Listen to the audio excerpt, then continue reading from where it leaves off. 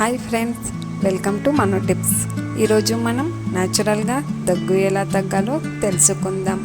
దగ్గు త్వరగా తగ్గాలంటే ముందుగా మన మొదటి టిప్, ఒక గ్లాస్ గోరువెచ్చని నీటిలో హాఫ్ స్పూన్ పసుపు కలిపి పరిగడుపున తీసుకుంటూ ఉంటే దగ్గు త్వరగా తగ్గుతుంది. ఇక మన రెండవ టిప్,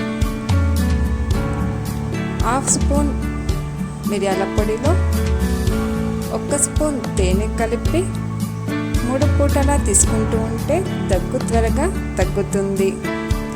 ఈ వీడియో మీకు నచ్చినట్లయితే లైక్ చేయండి, షేర్ చేయండి, సబ్స్క్రైబ్ చేయడం మర్చిపోకండి.